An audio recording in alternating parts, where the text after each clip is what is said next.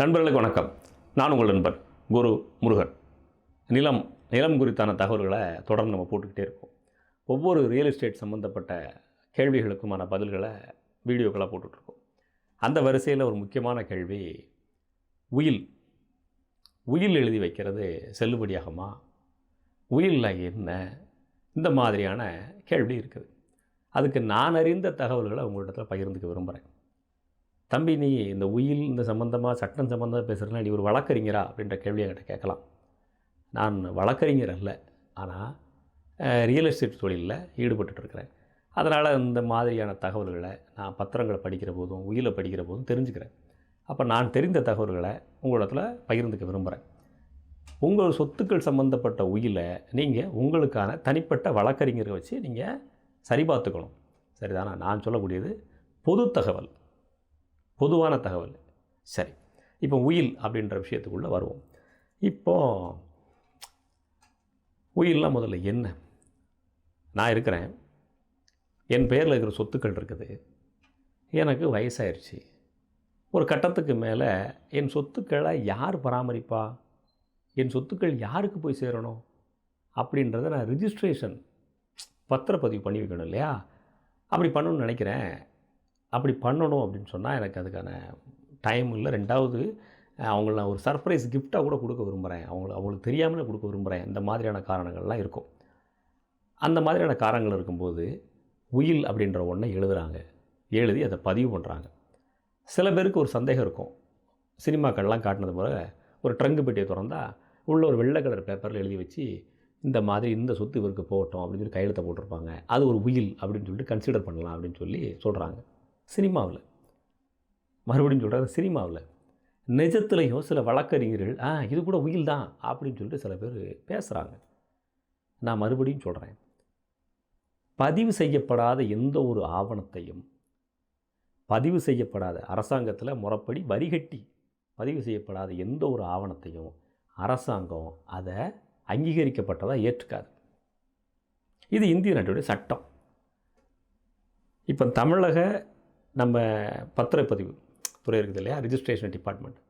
இந்த பத்திரப்பதிவு துறையில் என்ன செய்யணும், நீங்கள் உயில் எழுதணும்னா என்னுடைய காலத்திற்கு பிறகு என்னுடைய சொத்துக்களை அனுபவித்துக் கொள்கிற, விற்றுக்கொள்கிற, பட்டா மாற்றிக்கிறது, எந்த சகல உரிமைகளினாலும் என்னுடைய இவருக்கு கொடுக்குறேன். ஏன் அவருக்கு கொடுக்குறேன்? அவர் என்னுடைய இந்த தகவலான உறவினர், என்னுடைய மகன் வழி பேரன், மகள் வழி பேரன், இல்லது என்னுடைய மகன், என்னுடைய கணவர், இந்த மாதிரியான காரணங்களுக்காக அவருக்கு நான் கொடுக்குறேன் அப்படின்றத பத்திரப்பதிவுத்துறையில் உயில் எழுதி அதை பதிவு பண்ணணும். பதிவு பண்ணால் தான் அது செல்லும். பதிவு பண்ண உயில் எழுதினவர் உயிரோடு இருக்கும் காலம் வரைக்கும் எப்போ வேணாலும் மாற்றிக்கலாம்.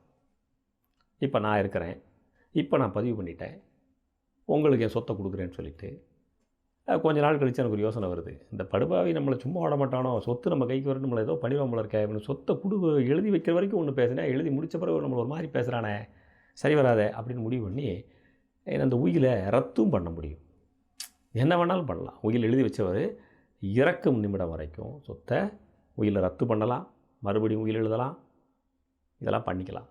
அதனால் அந்த உயில் எழுதிய நபர் இறந்ததற்கு பிறகாதான் இந்த உயில் நடைமுறைக்கு வரும். இப்போ உங்களுக்கு தெளிவாக புரிஞ்சுட்டு நினச்சிறேன். அப்போ யாராச்சும் ஒருத்தவங்க உயில் வேணும், சொத்து வேணும்னா உயில் எழுதி வச்சு நம்மளை போட்டு தரலாம் அப்படின்ற முடிவை சில பேர் யோசிச்சிருக்கலாம். நம்பியார் மைண்டில் அப்படிலாம் யோசிக்காதீங்க. உயில் அப்படின்றது ஒருத்தவங்க தனக்கு பிறகு தன்னுடைய சொத்தை யார் பாதுகாப்பா, யாருக்கு இந்த சொத்தை கொடுக்கலாம் அப்படின்றதுக்காக எழுதி வச்சுக்கிறது தான் சொத்தை பராமரிக்கிறது. இந்த உயிலில் சில ஓட்டைகளையும் எழுதுகிற எழுத்தாளர்கள் அல்லது வழக்கறிஞர்கள் இந்த பத்திரப்பதிவு துறைக்காக எழுதி கொடுப்பாங்க இல்லையா, அவங்க சில சிண்டு முடிச்சு விடுற வேலையும் பார்த்துருவாங்க. அது என்ன? ஒரு உதாரணத்துக்கு, உங்கள் தாத்தா உங்களுக்கு ஒரு சொத்தை எழுதி வைக்கிறார் உயில் மூலமானு வச்சுவிடுங்களேன். அதில் என்ன எழுதிடுவாங்கன்னா, என்ஜாய்மெண்ட் ரைட்ஸ், அனுபவித்து கொள்ளலாம் அப்படின்னு எழுதிடுவாங்க. அதை விற்கும் உரிமை, பட்டா மாற்றிக்கிற உரிமை, அதெல்லாம் கொடுக்க மாட்டாங்க அந்த உயிலில். அந்த வார்த்தையை சேர்த்துற மாட்டாங்க. அப்போ என்ன ஆகும், நீங்கள் அனுபவிச்சுக்கலாம் காலம் முழுக்க, அதை பட்டா மாற்றிக்க முடியாது, அதை நீங்கள் விற்றுற முடியாது. உங்களுக்கு ஒரு கஷ்ட காலம் வரும்போது அதை அடமானத்து லோன் கூட வாங்க முடியாது. இதுதான் நிலைமை. ஏதாவது உங்களுக்கு தெரிஞ்ச பேங்க்கோட ஃப்ரெண்டு ஒருத்தர் இருக்கார், சரி நம்ம ஃப்ரெண்டு தான் பேங்க்கில் இருக்காப்புல, இந்த இவர் தாத்தா சொத்தை இவருக்கு தான் இருக்குது, சரி நம்ம பேங்க்கில் ஒரு டார்கெட் இருக்குது, இந்த மந்த்லி டார்கெட்டுக்காக லோனை கொடுத்து விடுவோம் அப்படின்னு கொடுத்தா உண்டு. அதுவும் மினிமம் கேரண்டி பேங்க் மேனேஜராக பார்த்து ரெக்கமெண்ட் பண்ணால் தான் உண்டு. இதுதான் நிலைமை. அப்போது ஒரு பத்திர எழுத்தாளர்ன்ற பேரில் வேலை செய்கிற வக்கீல்கள் இவங்கெல்லாம் பத்திரம் எழுதும்போது சின்ன சின்ன தவறுகள் செஞ்சால் கூட அது அந்த பத்திரத்தை எவ்வளவு தூரத்துக்கு லீடு பண்ணுதோ அவ்வளவு நாள் வரைக்கும் அது பிரச்சனை வந்துடும். இப்போ சில பத்திர பதிவு எழுத்தாளர்கள்லாம் பார்த்தீங்கன்னா ஆத்தரைஸ்டு லைசன்ஸ் வாங்கியிருப்பாங்க, வழக்கறிஞர்கள் இருப்பாங்க. இவங்க என்ன பண்ணுவாங்கன்னா அதில் வேலை செய்கிறதுக்கு வர டைப்பிஸ்ட்டை கொடுத்து அடிக்க வச்சுருவாங்க. இனி என்ன சொன்னாலும் அடித்து கொடுத்துருவாங்க. மானே தேனே பொன்மானே போட்டுக்கா அப்படின்னாலும் அடித்து கொடுத்துருவாங்க. அது முதல்ல தவறு. சரிதானா? அப்போ உயில் அப்படின்றதில் தொடங்கி நான் எங்கே வந்திருக்கேன் பார்த்துக்கிடுங்க. ஒரு உயில் அப்படின்றத நாம் எதுக்கு வச்சுக்கிறோம்? நம்ம சொத்து நமக்கு பிறகு யாருக்கு அப்படின்றத டிக்ளேர். கிட்டத்தட்ட ஒரு நாமினேஷன் மாதிரிங்க. நீங்கள் பேங்க்கில் பணம் போட்டிருக்கீங்க, நாமினி யார்? ஒரு எல்ஐசி பாலிசி போட்டிருக்கீங்க, நாமினி யார்? இருக்கா இல்லையா? சொத்து வாங்கிட்டீங்க, நாமினி யார்? நியாயப்படி உங்களோட வாரிசுகளுக்கு வரணும்.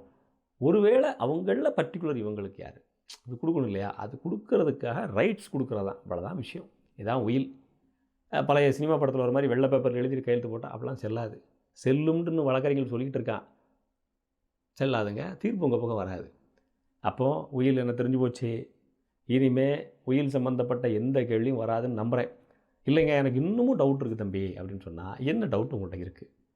ஒருவேளை ப்ராக்டிக்கலாக நீங்கள் இந்த பிரச்சனையை ரியல் எஸ்டேட்டில் உங்களோட சொத்து சம்மந்தப்பட்ட விஷயங்கள் வரும்போது ஃபேஸ் பண்ணுறீங்க, அது என்ன விஷயம் அப்படின்னா மறக்காமல் கமெண்டில் போட்டு விடுங்க. அதை நான் படித்து எனக்கு புரிந்தால், எனக்கு அந்த கேள்விக்கு பதில் தெரிந்தால் நான் உங்கள்கிட்ட சொல்கிறேன். பதில் சட்டப்படியாக ரொம்ப டீன்டெப்த்தாக போகுது அப்படின்னா வழக்கறிஞர்கிட்ட கலந்து ஆலோசிச்சுக்கிட்டு நான் என்ன அண்டர்ஸ்டாண்ட் பண்ணிக்கிட்டோம் அதை உங்கள்கிட்ட சொல்கிறேன். இவ்வளோ தூரம் சொல்லிட்டேன்ல, சப்ஸ்கிரைப் போடுன்னு நான் சொல்லலைல்ல, இப்போது நீங்கள் போட்டு விட்றீங்களா? போட்டு விடுங்க. கனவு உலகம் வந்து ரியல் எஸ்டேட் மட்டும் இல்லாமல் புத்தகங்களுடைய ரிவ்யூஸ் மற்றும் இந்த செல்ஃப் கான்ஃபிடென்ஸ், சொற்பொழிவு ஆற்றுன்னு ஆற்றுறது, உங்கள் மூளையை செலவு செய்கிறது, இந்த மாதிரியான வேலைகள்லாம் பண்ணுவோம் இல்லை நிறைய சேனல்களில். நம்மளும் அதே மாதிரி பண்ணலான்னு முடிவு எடுத்திருக்கோம். அதனால் கனவு உலகத்தில் ரியல் எஸ்டேட் மற்றும் புத்தக ரிவ்யூ, அதுபோக செல்ஃப் மோட்டிவேஷன் விஷயங்கள்லாம் தொடர்ந்து பேசலாம் முடிவெடுத்திருக்கேன். இந்த கனவு உலகமாகவே மாறிடக்கூடாது. நாம் எல்லோரும் சேர்ந்து நல்ல ஒரு மாற்றத்தை கொண்டு வரணும். பக்கத்தில் இருக்கிற பெல் பட்டன் அடிச்சு விட்டிங்களா இல்லையா? அடிச்சிங்கல்ல? சரி, அடுத்த வீடியோவில் பார்க்குறேன். நன்றி.